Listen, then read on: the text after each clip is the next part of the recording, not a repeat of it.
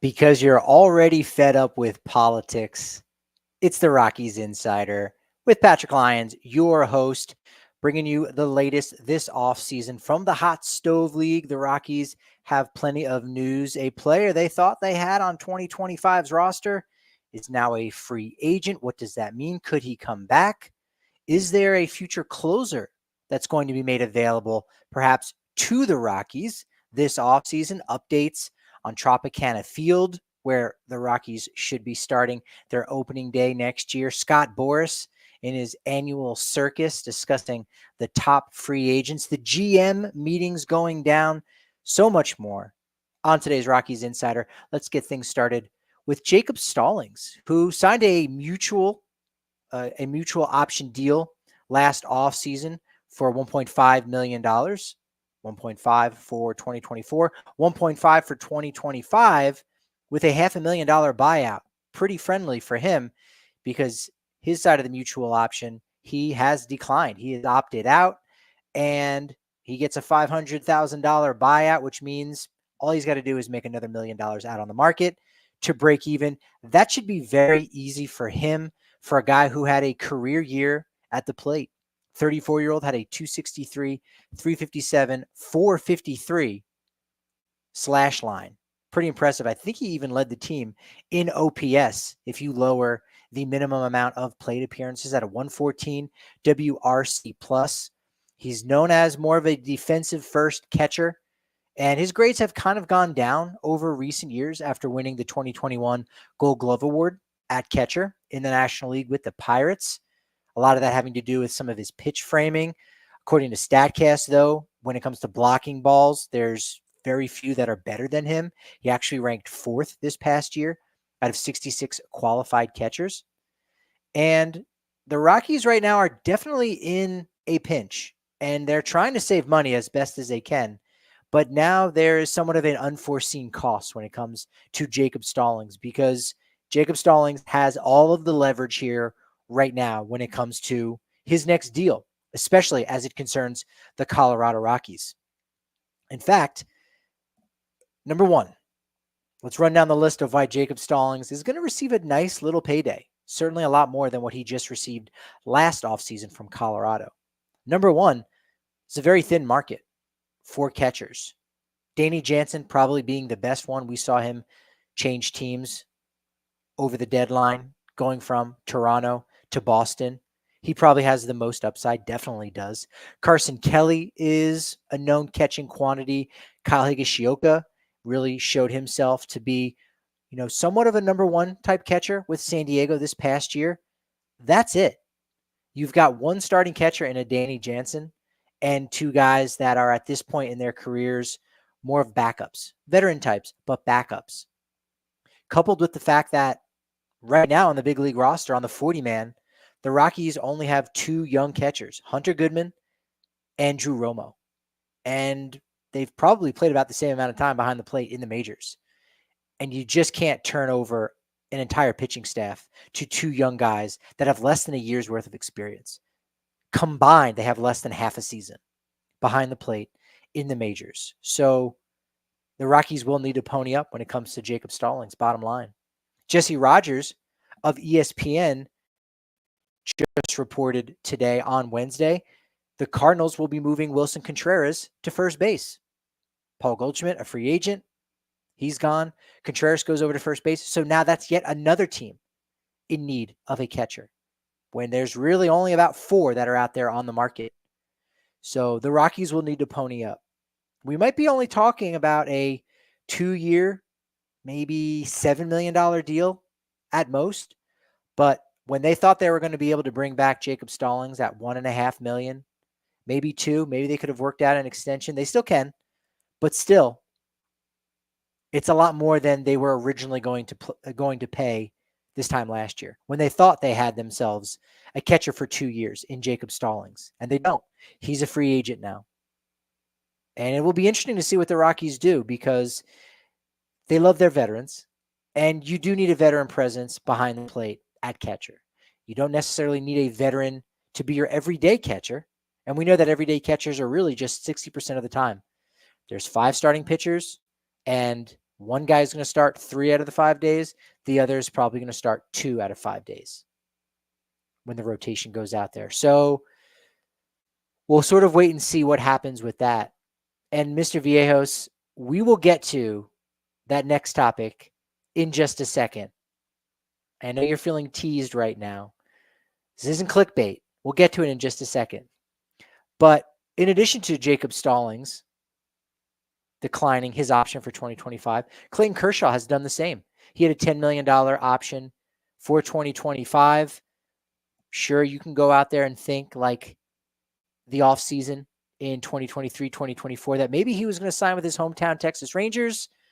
That didn't happen. He did say at the parade that he wants to be a Dodger for life. I think he will. They'll figure something out. But $10 million, probably a little too low for his blood, especially when he might want a 2-year deal, and you might get that. Okay, so opening day 2025, where is it going to be played? The latest news for the Rockies and the Tampa Bay Rays, not too promising. Still tons of uncertainty surrounding Tropicana Field in the aftermath of Hurricane Milton. Still not clear where the Rays are going to play at the start of next year or throughout the entirety of 2025, or whether or not, as I said a couple weeks ago, if they'll ever return to Tropicana Field. As wild as that might sound, given the fact that they've got a new billion-dollar ballpark coming up in 2028, and they've got a deteriorating and decrepit ballpark at Tropicana Field for the next 3 years that you might not even be able to play in 2025, they may never return to Tropicana Field again.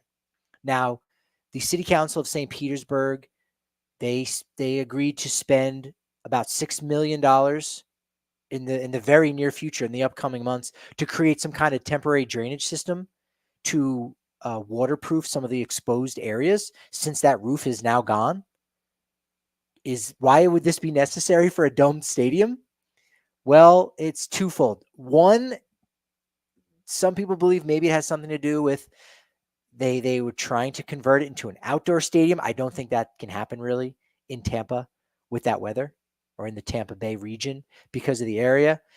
It really does seem more along the lines of the fact that the city does not want to lose out on certain insurance if there's a lot more damage that gets done to the field, because there's no dome and because it's concrete. It is a turf field, and even more damage than the extensive damage that has currently been done to Tropicana Field because of Hurricane Milton. If more damage takes place, now that could really damage how much they do get back insurance even further. So we know the Rockies are not going to be playing at Tropicana Field next year. It's not official, but there's just no way that they are going to be able to return.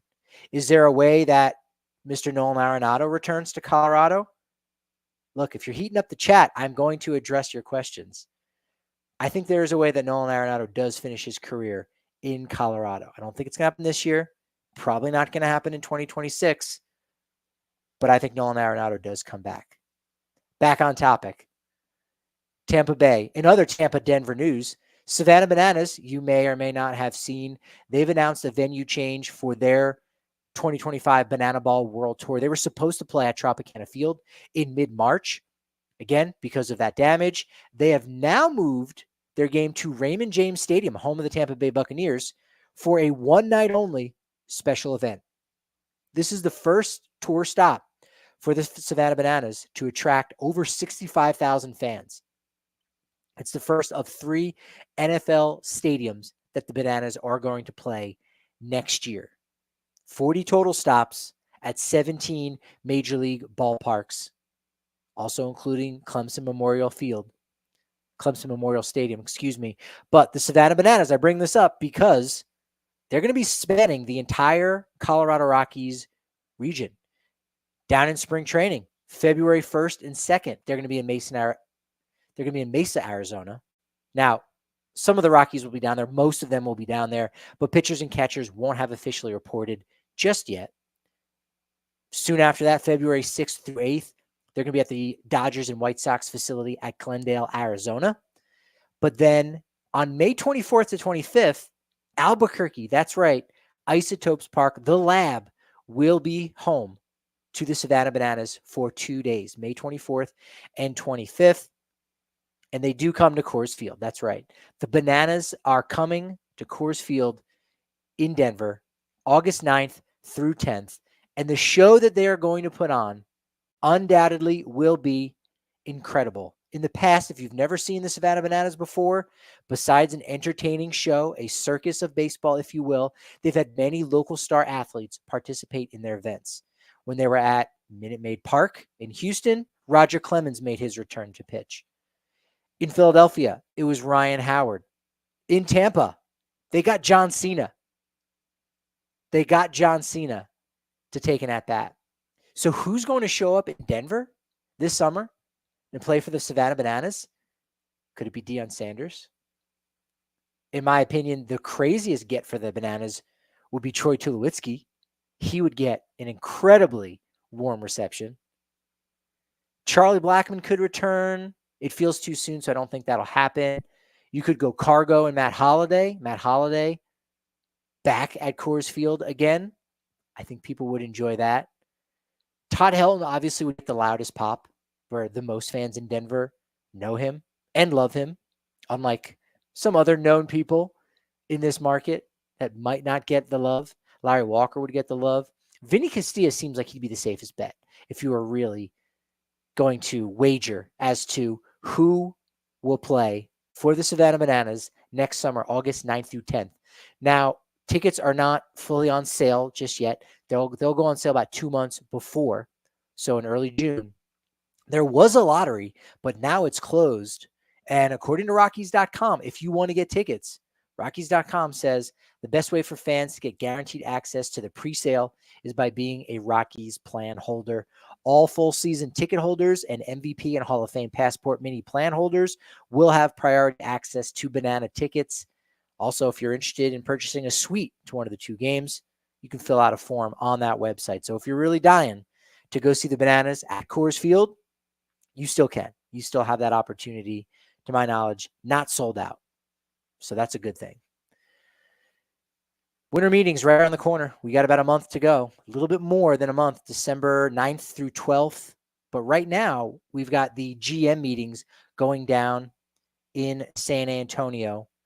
But that doesn't mean there can't be other news in MLB. Shohei Ohtani, he did undergo arthroscopic shoulder surgery to repair that torn labrum in his left shoulder that resulted in a dislocation during Game 2 of the World Series. You might remember him dealing with that. And he's going to be ready for spring training, so they say. It might be a good thing for him to just really let his body rest and recover after playing close to 162 games this past year with the Dodgers as a DH only.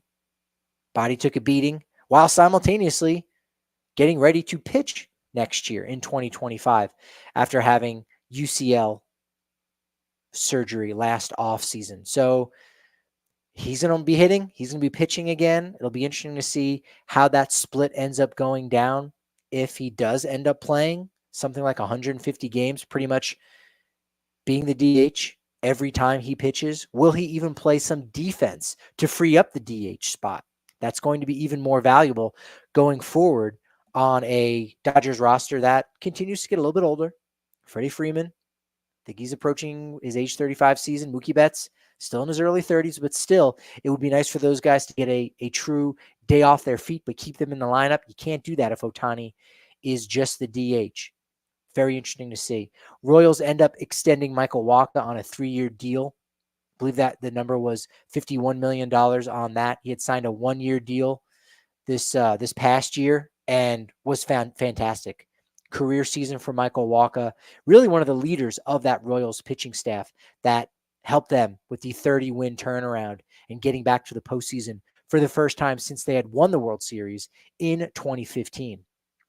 So good for him. Good for the Royals.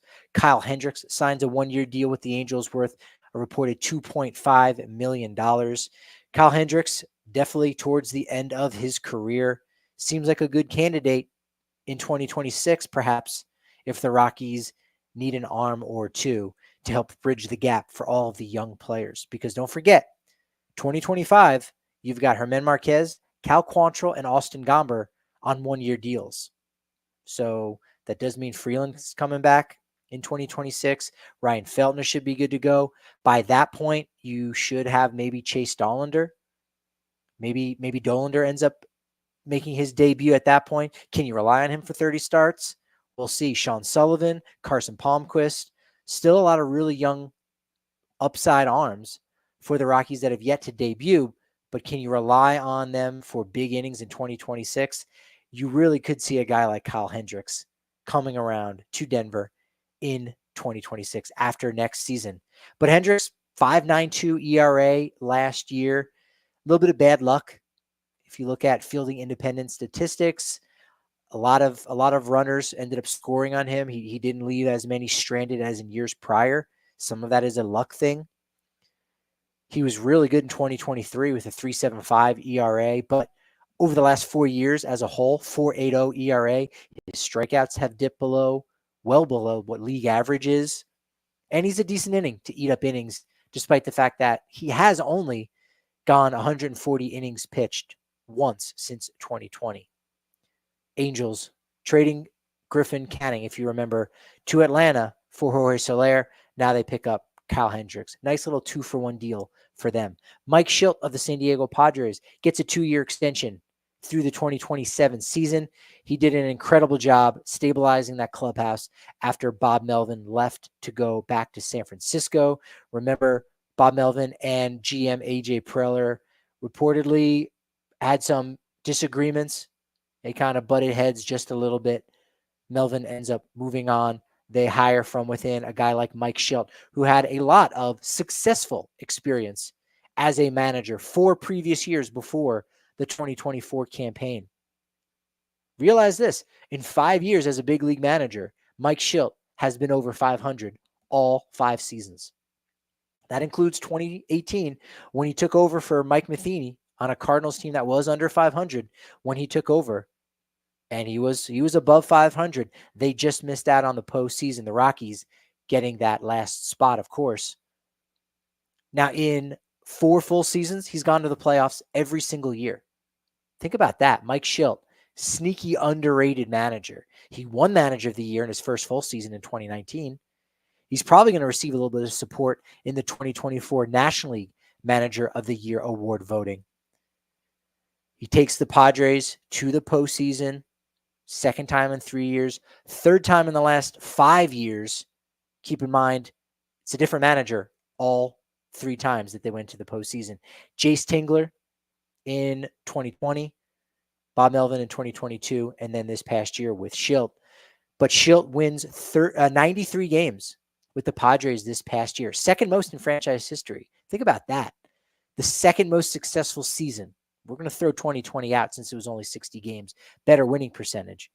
But second best full 162 game season in Padres history. You got to give credit where credit's due for Mike Shildt doing that. What else have we got on tap today? We've got a lot. I don't know if you heard, but in 2026, the Women's Professional Baseball League is launching. That's right. 6 teams in the WPBL are going to get started in 2026. They're all going to be based in the northeastern United States, at least as of this point. We know that's where the most rabid baseball fan bases do exist. Doesn't mean they're the best, but we know with the larger populations that are there, the history of baseball in those towns definitely will be a good spot to support those teams. Co-founders are Keith Stein, as well as Justine Siegel. She is the founder of Baseball for All, a nonprofit that's done an incredible job supporting girls playing and coaching baseball. You might remember back in 2015, the Oakland A's actually hired Justine Siegel as a guest instructor for their club during the Arizona Instructional League, and she actually became the first female coach of a Major League Baseball club, pitching batting practice for numerous MLB teams. She is definitely a trailblazer. Had the absolute privilege of hearing her talk at the 2019 Sabre Convention in San Diego. She is a wonderful trailblazer, and I'm so glad to see her get the Women's Professional Baseball League off the ground, getting it going. A lot of other notable folks tied into this. A decorated Japanese pitcher, Ayami Sato. She was featured in the See Her, Be Her 2-hour documentary that you might have seen on MLB Network this past week. She's amazing. The film also features some cameos from the All-American Girls Professional Baseball League. Maybelle Blair, 97 years young. Yes, she was one of the people really depicted in A League of Their Own. You got Cito Gaston, who won back-to-back World Series with the Toronto Blue Jays. He's also going to serve as a special advisor. So the Women's Professional Baseball League, we know about the success of the WNBA this past year. Leaps and bounds business-wise ahead of what it's been in the past. We know about the Women's Professional Soccer League, the success that they've also had. And so this is really a great time for women's professional baseball and the WPBL getting off the ground in 2026. I will definitely be waiting with bated breath and really looking forward to supporting those teams for Justine Siegel and for women everywhere to get an opportunity to play more baseball. Softball is great, but it really is very much a different sport. Very much a different sport. So it's nice that women are going to be able to play baseball in this professional league. Should be a lot of fun. Very excited to see how that ends up playing out. But as I said earlier, let's get to the GM meetings going on right now in San Antonio. Got a month to go until the winter meetings. But Buster Posey making his official debut in the Giants front office as their president of baseball operations, the POBO, down there in San Antonio. According to Susan Slusser of the San Francisco Chronicle, their closer, he lost the job at the end of last year, but their closer over the past 3 years, Camilo Doval, has been the subject of a lot of trade inquiries. We know the Colorado Rockies are in need of relief help, especially in the closer spot. And could he be a good fit? Let's break it down. Now, Camilo Doval, if you don't know that name, you should. He's an NOS guy. Good, young, I don't even want to say up-and-coming closer because he's proven himself. Definitely had a hiccup this past year. But Doval was an all-star in 2023. He pitched the 7th inning, actually got the win after Elias Diaz gave him the assist there with the big 2-run home run. But came in the 7th, just ahead of Josh Hader, who went out and got paid big time by the Astros last offseason.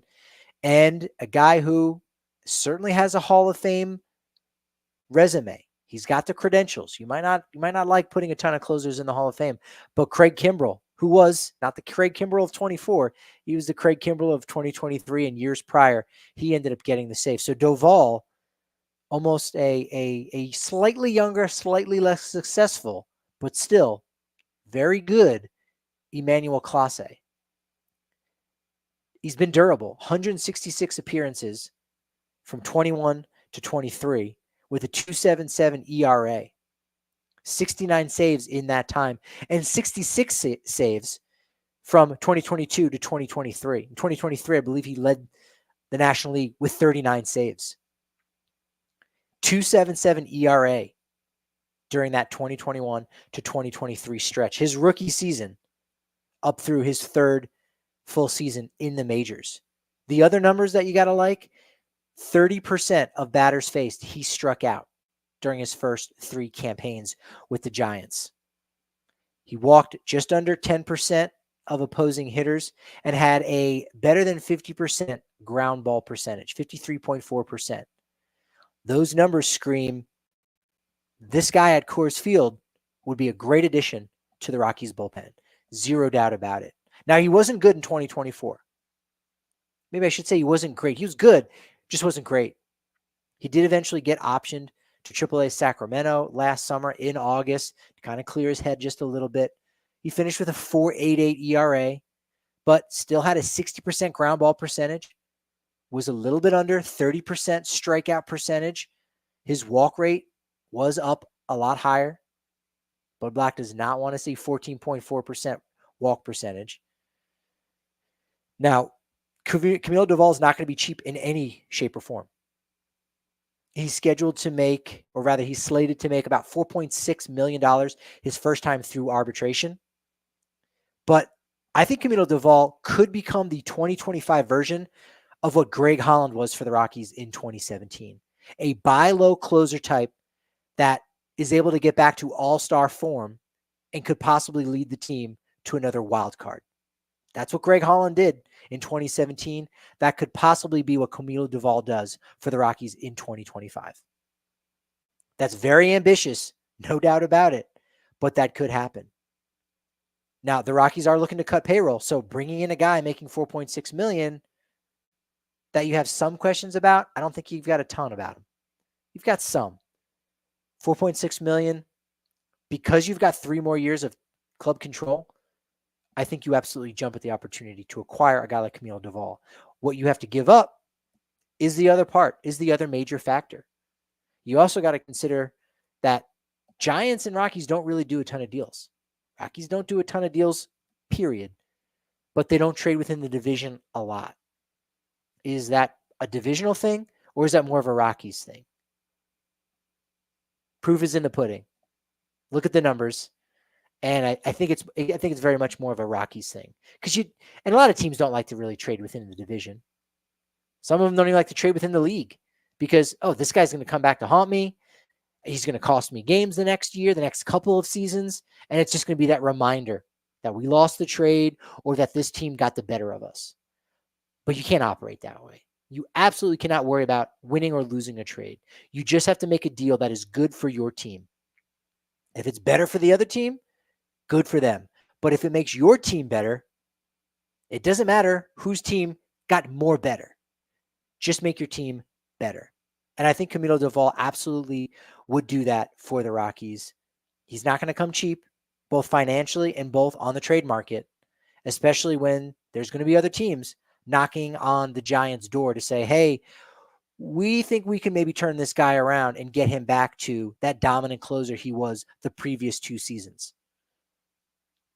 But should the Rockies be picking up the phone and calling Buster Posey to work out a deal to acquire Camilo Doval? No doubt about it. No doubt about it. Should the Rockies be picking up the phone to call the Blue Jays about Bo Bichette? Well, no. Partially because they got Ezequiel Tovar. Partially because Bichette only has 1 year left on his deal. And partially because GM Ross Adkins was asked by John Morosi just the other day about a potential deal involving Bo Bichette. And Ross Adkins said, it's an easy no. Quote, an easy no. Because it is an easy no. Now, the Blue Jays, and I'm not going to say they're coming up to a crossroad because we sort of thought that was going to be the situation this past year in 2024. And I wasn't totally buying that this group wasn't the right group. Or I wasn't totally invested in this idea that, the Blue Jays are going to just clean house and try to improve their farm system, get rid of a bunch of veterans, because for the most part, they can still run this same crew back through 2026. Now, Bichette and both Vlad Guerrero Jr. are going to be free agents after this year. So you do have one more bite at the apple with that crew. Chris Bassett, Jordan Romano, also only 1 year left before they leave in free agency. That's a big core right there. And you still, in 2026, you still got George Springer for another year, Kevin Gausman, Alejandro Kirk, Dalton Varsho. You've got those guys back. You lose Bichette and Vlad Jr., that those 4 guys that have 1 more year for 2026 maybe don't look as enticing as far as your core goes.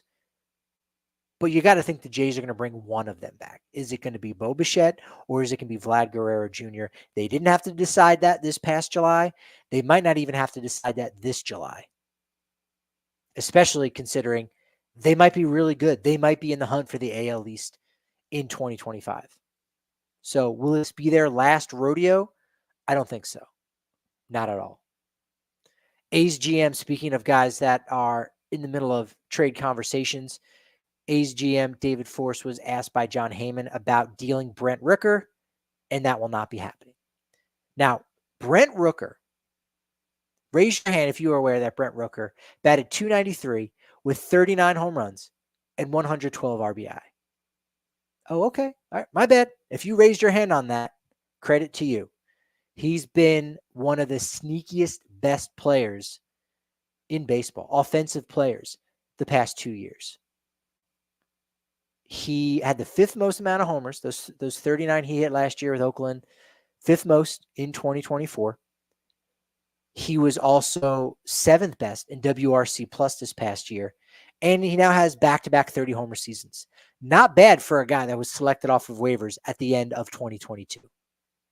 Seriously. Selected off of waivers in November of 2022, then went out and mashed 69 home runs over the past 2 seasons. He's 30 years old, so he is a little bit older. He's still not going to be making a ton of money yet. But since you do want people to come out to your games in Sacramento, and maybe you're able to take advantage of some teams that are desperate for some power at next year's trade deadline, you might as well hold on to him. And maybe his market even gets better. Maybe he gets better. Maybe he improves. Decent chance of that. But Scott Boras was there down in San Antonio for his first official circus of the offseason. If you're not aware, Scott Boras has a tendency to not just pump up his free agents, but to use some clever wordplay to discuss the best guys that he's got out there. And it's pretty cringe. And he does take some liberties. And there's a very long track record.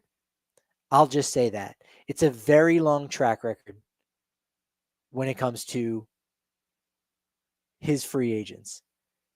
For example, last year, he had his Boras 5 guys that ended up going really late. But before that, at the winter meetings, he spoke and offered a lot of wild stuff that he likes to say. Really bad puns. How about that? Really bad puns. Last year at the in Nashville for the winter meetings, he was just incredibly cheesy, to say the least. And he's kind of done it again this year. So last year, he really tried to pump up Mets owner Steve Cohen, not because he's the agent for Steve Cohen, but to just get him enticed by his free agents.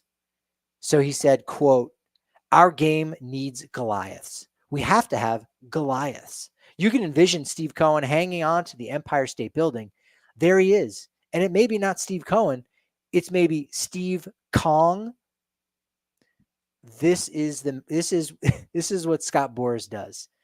And he did it again this year. He did it last year with Brandon Nimmo. And by the time he started talking about Brandon Nimmo at the winter meetings, the Rockies were already out. I think the Rockies were in on Brandon Nimmo for about a 2-week period right there at the end of the year, where you go, hey, he's a Wyoming native. Maybe we'll bring him in. We do need a little bit of pop. We could use a center fielder. Yes, Brenton Doyle had done a really great job, but we could use a left-handed bat. And Scott Boras said, there are a lot of teams in the free agent market that are in the waters for a center fielder. Whoever picks our guy will be the lucky one to finding Nimmo. He did it with Carlos Rodon as well. Don't forget the artist Rodin. And this year, Rodon has sculpted another masterpiece. And I think in the marketplace, his definition of museum-level art is now clearly understood by the teams. This is what Scott Boras does. Now, he's got a ton of free agents, again, that are out there on the market. You got Juan Soto, Corbin Burns, Alex Bregman, Blake Snell, to name a few. Those are 4 of the top ones. I think he's going to learn from this past offseason and getting his guys to sign late, because they frankly didn't fare too well as far as how they played and how it felt starting their spring so late. I don't know that it'll be completely different, but I really don't think we'll be sitting around in late February, early March like we did last year, this past season, with the Boras 4 or the Boras 5. I think he's going to get these deals done a little bit earlier. But here's what he had to say at the GM meetings in San Antonio about Juan Soto. He said, quote, "The owners, the general managers, they're kind of called upon to be championship magicians. It's kind of what they're asked to do. It's hard to do, to put together that magic for a championship run. But behind every great magician, obviously, is the magic wand. The magic wand. Actually, when I first read that, I thought that he was going with the magic one. But now hearing it out loud, it's the magic wand. That's where he's going with that one. Jonathan, a daily hello to you, buddy. Thanks for dropping by and jumping into that chat. Scott Boras goes on with Blake Snell. This one's probably his best / worst. It really depends on where you stand with it. If you can enjoy a car wreck like that, which in real life, nobody should enjoy a car wreck, but the concept of crashing and burning like that, if you can enjoy it, it's going to be at this one. When talking about Blake Snell, Scott Boras said today at the GM meetings, the Snelling salts have created a lot of whiffs. The market has definitely awakened to Blake Snell. Okay, Scott Boras, you're not Shakespeare. You're not even close to Shakespeare. But I tell you what, it is entertaining. These quotes are entertaining. On Corbin Burns, he says, quote, essentially, he continues to be a Corbin copy of his previous seasons. This is why you got to be watching over on YouTube to see my reaction, to see my eyes bulge out. Rockies Insider on YouTube. Pete Alonso saying, he says, Scott Boras, that is, quote, there's been a lot of talk about this being a bear market for first baseman, but for Pete's sake, it's the polar opposite. I really like that one too. It almost made me think a little bit about polar opposite. And wait a minute, are you actually saying that the market is good for first baseman? No, he's saying it's bad because Pete Alonso is really the best and only option, especially if Christian Walker accepts that qualifying offer or comes to some kind of extension agreement with the Diamondbacks. Then that leaves an aging Paul Goldschmidt. Pete Alonso is going to get paid. Alex Bregman, Scott Boras said of him, he brings an infusion of postseason blood. I'd say everything about him is AB positive. Wow. Blood infusion, AB positive. AB being his initials. AB meaning at bats. He does have good at bats. Incredible. And then finally, he says, this one was just off the cuff. This one, he did not clearly invest as much time when it comes to Ha-Sung Kim. He says, quote, he is Ha-Sung him. Okay. All right. A little lazy, I guess. But sure, Ha-Sung Kim definitely going to get paid. Probably not to the same level as those previous 4 guys who are all going to be looking to hit $100 million plus. In fact, I tend to think that Juan Soto is probably going to make more money than all the rest of Scott Boras' clients. If he gets over 500 million, which I think he probably will, the rest of his clients are not going to be making that much. Blake Snell, maybe he gets close to 200 million. I don't see that happening. Corbin Burns, I definitely could. I definitely think he's worth that much, especially to the Baltimore Orioles, who have money to spend. Alonso, he'll be in the mid ones. He'll be somewhere between 1 and 200 million. I know that's a very wide gap, but I don't think his market's going to be as huge as many think it's going to be. Now, if someone like the Yankees end up re-signing Juan Soto and Soto doesn't go to the Mets, which a lot of people are thinking, it's either the Mets or the Dodgers or the Yankees. Really, there's 3 major landing spots. But if Soto ends up going to the Yankees or Dodgers, I think the Mets are almost locked into having to bring back Pete Alonso. So Juan Soto is just going to make more than all of the rest of Scott Boras' clients. Tyler O'Neill is also out there represented by Scott Boras. Same with Sean Manaea, as well as Yusei Kikuchi. So all those guys, they might be approaching $100 million. It'll be close. I'll say that. It'll be close. Those smaller deals are going to have to do a lot of heavy lifting. But Juan Soto clearing $500 million, absolutely. Absolutely going to happen. In the chat, Top 5 Boras clients. Soto number 1, agreed. Alonso 2, maybe. Alex Bregman 3, Corbin Burnes 4. You're sleeping on Corbin Burnes there. Max Scherzer or Blake Snell. Scherzer being a little bit older and, being a little bit banged up this past year. Annually, he still might go out there and get $30 million, but Blake Snell is going to get that for multiple years. But yeah, I think you're right there. Appreciate you in the chat. And I appreciate the Veterans Committee dropping their ballot. Gonna have to probably talk with Manny Randawa or one of my peeps from Sabre, from the Rocky Mountain chapter of Sabre, where we meet every third Wednesday of the month down in Denver. I think right now we're meeting at Stoney's Grill, not too far from Coors Field. It's a free event. And it is an event. It's a gathering. It's a luncheon. We just hang out. We talk baseball. But I might have to bring one of those guys on to talk about who's going to make it from this group.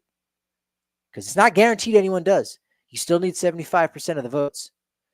But nevertheless, 8 are added to this Veterans Committee ballot. I believe it's just guys pre-1980. So you're getting the gamut. You're getting a wide gamut of players that are on this ballot.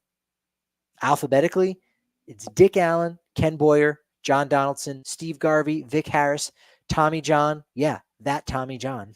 Dave Parker, and Louis Tiant. For me, there's 3 guys that are Hall of Famers I think that deserve to get in, and they will eventually. I know it sucks that someone like Dick Allen, who I think should be in the Hall of Fame, has just recently passed and will not get to enjoy his induction, similar to Buck O'Neil. When there was a chance, there was an obvious point in time when Buck O'Neil should have been inducted with that large Negro League group in, I want to say 2007. And no, he was held out and unfortunately passed away and then was inducted posthumously. And that's going to be the case for Dick Allen here eventually. John Donaldson, he's been a Negro League player that I want to say maybe close to a decade. A lot more was learned about him, and he immediately jumped to the forefront as a guy that, when you're talking about the history of the Negro Leagues and what he was able to do, he absolutely deserves to be enshrined in Cooperstown. And then Steve Garvey. Now, his numbers might pale in comparison to a lot of other first basemen, especially the ones that came in the generation after him during the PED era. But you go back and look at other first basemen from that era and what he was able to do, even once he left the Dodgers and was a linchpin of that 1984 Padres team that surprisingly made a run to the World Series. He was a leader on that team. The dude has possibly the largest forearms of any human being I've ever met. I shook his hand once at the winter meetings a few years ago, and my, oh my, put a Barbie doll hand in your hand, and that's like the equivalent of what it felt like shaking Steve Garvey's hand.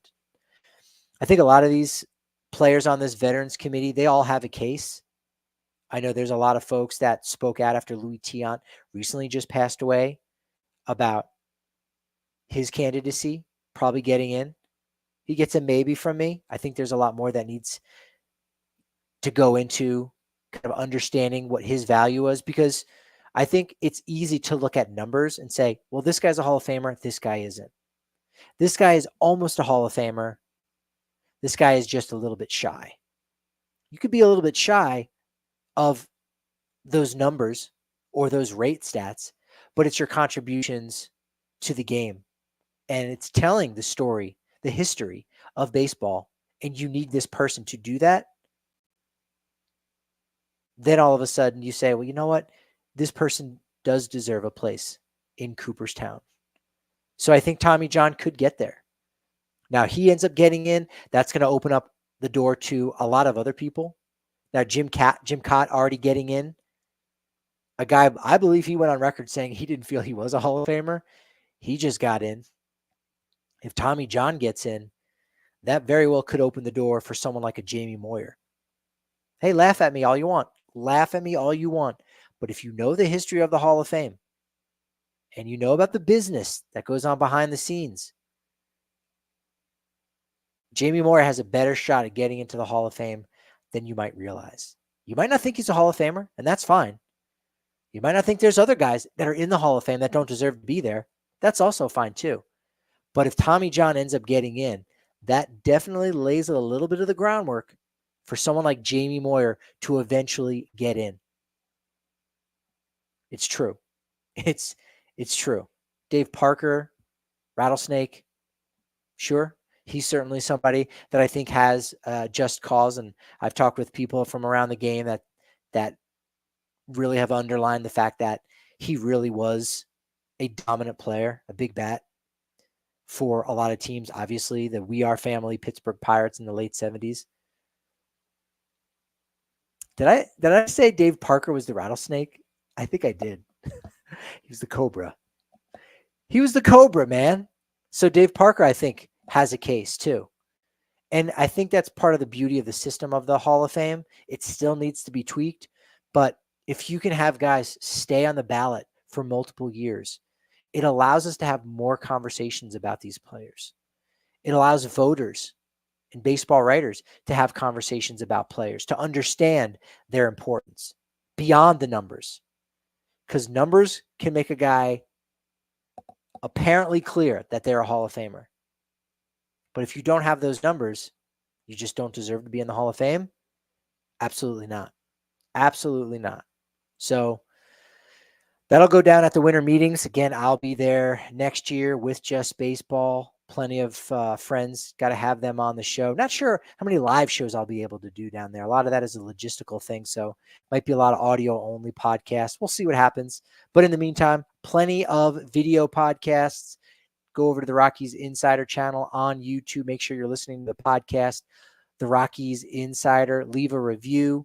Make sure you're interacting on social media. Wishing John Gray a happy birthday yesterday. People love the clip from his 16 strikeout game back in 2016, setting a franchise record and exclaiming while doing it. I love the post-game interview with Spilly and Drew Goodman talking with John Gray, who just got the Gatorade dumped on his head and was told, hey, you know, when you were at 14 and you end up getting 2 more for the franchise record, and John Gray just lets out a sound like, what? I did not realize I set a franchise record with that. So that's all the fun stuff going on over at Threads, TikTok, Twitter, at Patrick D. Lyons or at Patrick D. Lyons MLB. Appreciate all the support, everybody jumping into the chat. Love you out there. Thanks for giving me the momentum to continue to do this for yet another day. But as I like to say, my momentum is only as good as my next show. So I'll talk to you then.